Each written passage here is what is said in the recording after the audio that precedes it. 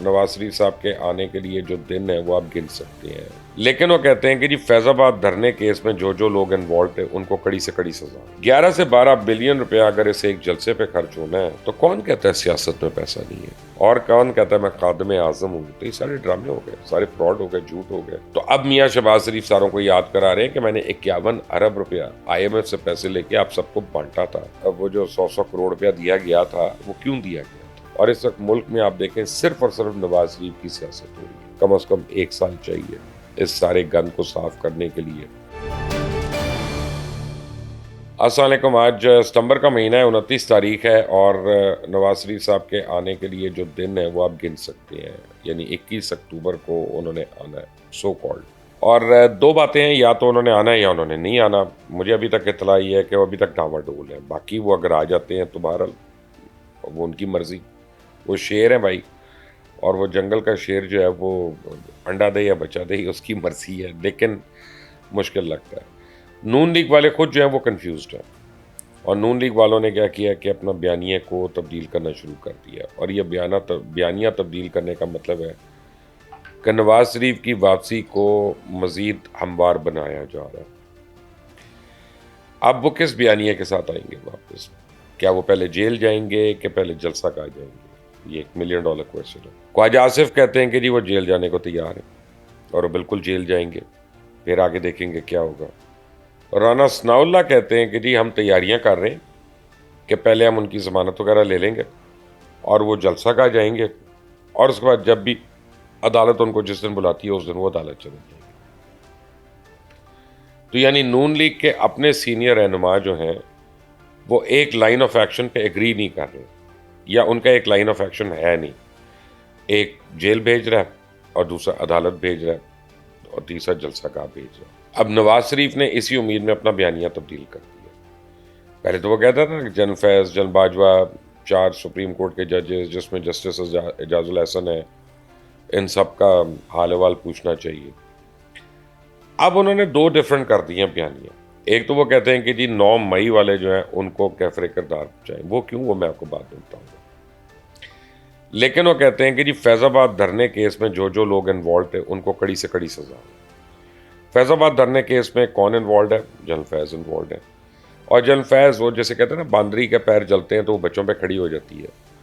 تو جن فیض کو جب پوچھ گچھ ہوگی اگر عدالت میں تو وہ فوراً کہہ دیں گے جو مجھے جن باجوہ نے آرڈر دیا تھا، وہ اس وقت کے DGI کا نام لے دیں گے، انہوں نے مجھے آرڈر کیا تھا تو میں تو ان کا پابند ہوں، تو جناب مجھے سزا دینی ہے تو ان کو بھی دو۔ تو وہ جن فیض سمیت باقی جتنے وہ دشمن نواز شریف کے جو ہیں وہ فیض آباد دھرنے کیس کے اندر رگڑے جا سکتے ہیں۔ تو یہ نواز شریف کا موقف ہو گیا کہ بیسیکلی اب بندوق رکھنی ہے قاضی فائز عیسیٰ کے کندھوں پہ، اور قاضی صاحب فیصلہ کر دیں۔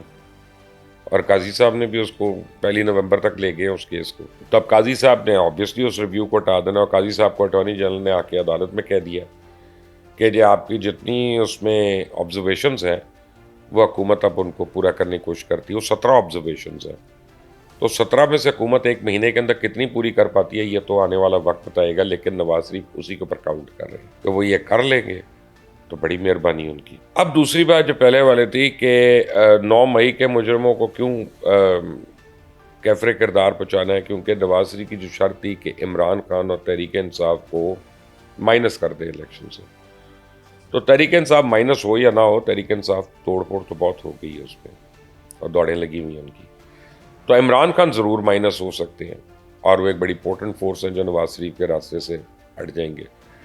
اب اس پہ وہ فوج کے اور اسٹیبلشمنٹ کے کندھے پہ رکھ کے بندوق چلا رہے ہیں۔ خود اب نواز شریف جو ہے نا وہ اپنی بندوق نہیں چلا رہے، ایک قاضی فائز کے کندھوں پہ ہے اور ایک اسٹیبلشمنٹ کے کندھوں پہ ہے کہ 9 مئی کا کرداروں کو تو جی آپ نے سزا دینی ہے، جو تو آپ کے مجرم ہیں، قوم کے مجرم ہیں، تو بس آپ نے پکڑ کے ان کو سزا دے دی۔ وہ تحریک انصاف ہے، اس میں اور کوئی جماعت نہیں ہے، تو نواز شریف کے راستے کے کانٹے جو ہیں وہ صاف ہونا شروع ہو جاتے ہیں۔ اب جاوید لطیف نے اس سلسلے میں کام بھی شروع کر دیا ہے تاکہ عدالتوں پہ پریشر ڈالا جائے۔ رانا ثناء اللہ نے بھی کہا کہ جی گناہ معاف نہیں کیے جائیں گے، ان کی سزا ملے گی۔ اب گناہ کون کون سے ہیں؟ گناہ تو صرف 9 مئی کی ہے نا، جس میں صرف PTI اور کوئی جماعت نہیں ہے۔ تو یہ پہلے بھی ہو چکا ہے کہ 2018 میں نواز شریف جیل میں تھے، نااہل تھے، اور عمران خان کے لیے کھلی ایک سڑک تھی، کھلا میدان تھا. اب عمران خان جیل میں ہے، نااہل ہیں، اور میاں صاحب کے لیے کھلا میدان ہے. لیکن کیا میاں صاحب والی کارکردگی کر سکتے ہیں کہ جو وہ چاہ رہے ہیں یا ایکسپیکٹ کر رہے ہیں؟ تو اس کے اوپر ایک بہت بڑا سوالیہ نشان ہے کہ وہ نہیں کر سکتے. اب نواز شریف کے لیے سب سے بڑی مشکل یہ ہے کہ ان کو آہستہ آہستہ لوگوں نے کہنا شروع کر دیا کہ 4 سال جب وہ باہر تھے تو تب سے لے کے پاکستان کے زمینی حقائق بہت بدل گئے. اور وہ یہ ہے کہ مہنگائی میں لوگ پس گئے ہیں، ایک ان کے مخالف بیانیہ بن چکا ہے، اور جو یوتھ ہے وہ نواز شریف کا نام نہیں سننا چاہتی. جتنا مرضی مریم نواز کے آپ جلسوں کو دیکھ لیں تو اس جلسے میں ڈھیڑ عمر لوگ زیادہ ہوتے ہیں، اس میں نوجوان نہیں ہوتے، بہت کم، اگر ہیں بھی تو بہت کم. وہ جو دل پشواری کے لیے گئے ہوتے ہیں وہ والے نوجوان ضرور ہیں. اور 1,80,00,000 کے قریب ووٹر اب ایڈ ہوئے ہیں پچھلی لسٹ میں، اور یہ سارے کے سارے 18 سال سے 19 سال، 18 سال سے 19 سال ہے. تو آپ کے گیس اور میرا گیس ایک ہی ہے کہ ان میں اکثریت جو ہے وہ کس کو سپورٹ کر رہے ہیں. آپ کو پتہ ہے کس کو سپورٹ کر رہے ہیں، مجھے بھی پتہ ہے. تو یوتھ میں ایک بہت بڑی اکثریت جو ہے وہ تو عمران خان کو سپورٹ کرتی ہے. تو اب نواز شریف کو باور کرایا جا رہا ہے. تو پہلی باری ایسا ہے، حالانکہ 3 باری وزیر اعلیٰ یا 3 باری وزیر اعظم، 1 باری وزیر خزانہ رہنے والا شخص جس کا اپنا بھائی وزیر اعظم رہ چکا ہے، 2 باری وزیر اعلیٰ رہ چکا ہے، وہ جو ہے اس کو اعتبار نہیں ہے کہ اس کو 150 گاڑیاں بھی لینے آئیں گی کہ نہیں آئیں گی ایئرپورٹ پہ. تب ڈیوٹیز لگ رہی ہیں، ساروں کی ڈیوٹیز لگ رہی ہیں.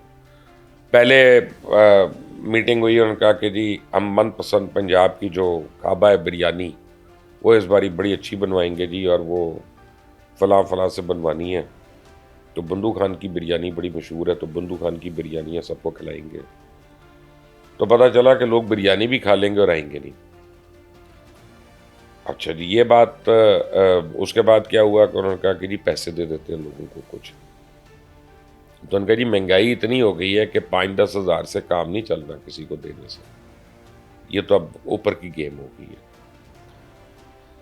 کہا اچھا ایسا کرتے ہیں کہ پھر اپنے ایم پی ایز اور ایم این ایز کو پابند کرتے ہیں. اب رانا ثناءاللہ نے اس کو بتا دیا کہ ہر ایم پی اے کا جو کینڈیڈیٹ ہے وہ 500 لے کے آئے گا، جو ایم این اے کا کینڈیڈیٹ ہے وہ 1000 لے کے آئے گا. اور اس ایم پی اے کی ذمہ داری ہوگی کہ ان لوگوں کو پیسے بھی دے گا، بریانی بھی دے گا، لائے گا بھی، لے جائے گا بھی، اور ان کی رول کال بھی ہوگی. اور اب اس رول کال کے لیے انہوں نے کیا کیا، وہ کہتے ہیں کہ جی ہم نے ایک ایپ بنا رہے ہیں. وہ ایپ جو ہے وہ ایک قسم کی جیسے اسکول میں اٹینڈنس ہوتی ہے نا، اس طرح اٹینڈنس ہوگی کہ جی جس کا نام پہلے دیا ہوا ہے کہ یہ 500 افراد میرے ساتھ آ رہے ہیں کہ ایم پی اے نے یا ایم پی اے کے کینڈیڈیٹ نے، تو وہ اس کے اوپر آ کے ٹک ہوگا، ایپ کے اوپر آ کے ٹک ہوگا.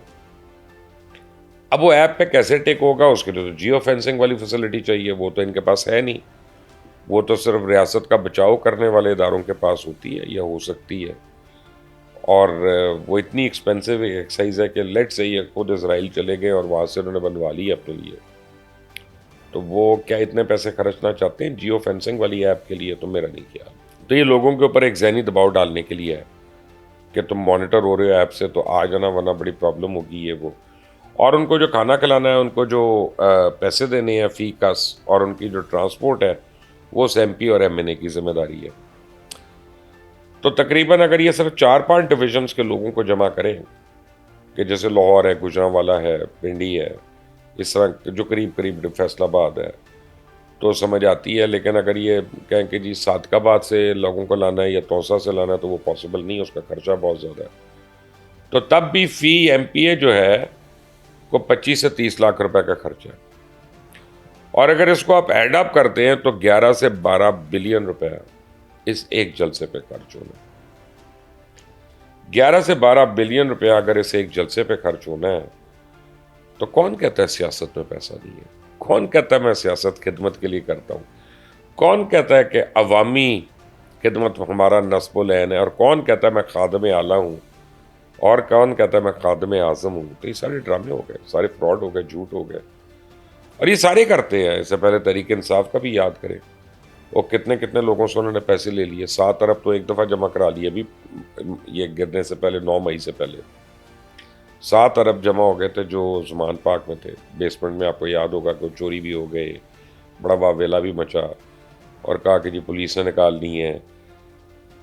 1-1 کروڑ روپیہ 1.5 کروڑ روپیہ تو ملاقات کے لیے ڈونیشن دینی پڑتی تھی عمران خان سے لوگوں کو.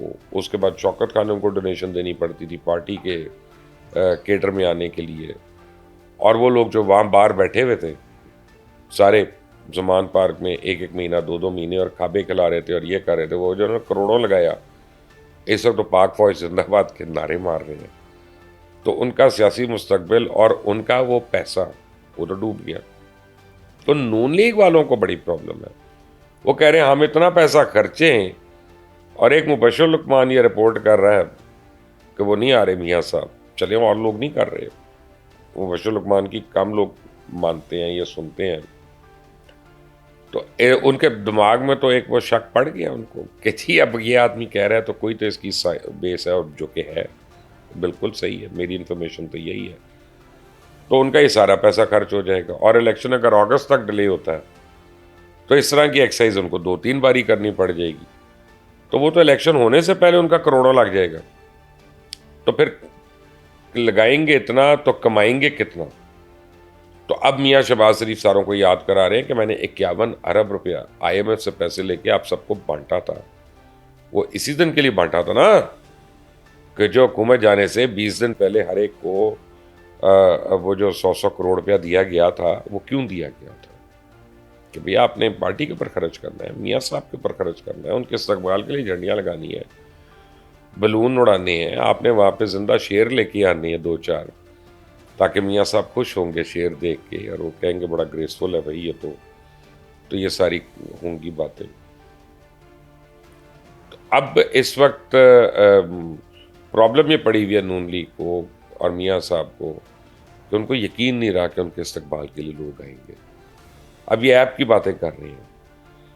نون لیگ کے جو سپورٹرز ہیں وہ بالکل یوتھ میں تو بہت کم ہیں, زیادہ تو ہماری عمر کے لوگ ہیں کہ جو ان کے سپورٹر ہیں, جو مڈ ایج سے بھی آگے ہیں, یعنی مڈ ایج بھی نہیں ہے آگے ہیں. وہ سنسیئر ضرور ہے لیکن ان کو ایپ کوئی نہیں یوز کرنی آتی. ان کو تو فون پہ یہ نہیں پتہ چلتا میں ایک کو میسج بھیجوں 6 کو جا رہا ہے کہ کسی کو جا رہا ہے. ان کو تو یہ نہیں پتا کہ ٹیوب لیس ٹائر میں پنچر کیسے لگتا ہے. تو وہ ایپ یوز کریں گے اور اس پہ رجسٹریاں کروائیں گے. ان سے تو سیلف اسیسمنٹ اسکیم نہیں ہوتی انکم ٹیکس والوں کی ایپ کے اوپر, یہ آ کے ان کی اس میں وہ کریں گے تو یہ فلاپ ہوگی. بس یہ لوگوں کے اوپر ایک مینٹل پریشر دینے کے لیے ہے. اب بڑی سیریس سیاست ہو رہی ہے اور اس وقت ملک میں آپ دیکھیں صرف اور صرف نواز شریف کی سیاست ہو رہی ہے. پیپلز پارٹی چپ کر کے بیٹھی ہوئی ہے, PTI کی دوڑیں لگی ہوئی ہیں, JUI اپنے لمیٹڈ حلقوں میں ہے, باپ MQM وغیرہ جو ہیں ANP وہ اپنے اپنے حلقوں میں گراؤنڈ ورک کر رہے ہیں. میاں صاحب ہیں جو نیشنل لیول پہ میڈیا کی پالیٹکس کر رہے ہیں اور اس لیے یہ آنا یا نہ آنا ان کی پولیٹیکل زندگی اور موت کا اب دار و مدار ہے اس پہ. اور اگر وہ نہیں آتے تو اس کا بہت بڑا خمیازہ ہے, اور آ جاتے ہیں تو اپنا سارا بیانیہ ان کو بدلنا پڑے گا. اس کے بغیر تو ممکن نہیں ہے. لیکن الیکشنز ٹائم پہ ہوں گے یا نہیں ہوں گے مجھے نہیں پتا. لیکن آج عید میلاد النبی کے دن پہ مصدوم میں ایک دہشت گردی کی واردات ہوئی, بڑی خوفناک واردات ہوئی ہے. ابھی اس کی تفصیلات آ رہی ہیں, میں خواہ میں فگرز نہیں دینا چاہتا بتانے کے لیے کہ کیا نقصان ہوا. اللہ کرے اتنا نہ ہوا ہو جتنا ابھی تک ہمیں پتہ چل رہا ہے, لیکن یہ شروعات ہیں. اور میں آپ کو بتاؤں کہ پورا وزیرستان آپ کا ساؤتھ اور نارتھ اور آپ کا بلوچستان کا کافی ایریا جو ہے وہ اس وقت بہت ہاٹ ہے, بہت ایکٹیو ہے. اور مجھے نہیں لگتا کہ الیکشن کرانا اتنا آسان ہے. کم از کم 1 سال چاہیے اس سارے گند کو صاف کرنے کے لیے. جو عمران خان اور فیض حمید جو ہیں انہوں نے جو بارودی سرنگیں لا کے بچھائی تھیں وہ اب پھٹ رہی ہیں, ایک ایک کر کے پھٹ رہی ہیں. اللہ تعالیٰ پاکستان اور پاکستانیوں کو اپنی امان میں رکھے. انٹل دی نیکسٹ ٹائم, اللہ حافظ.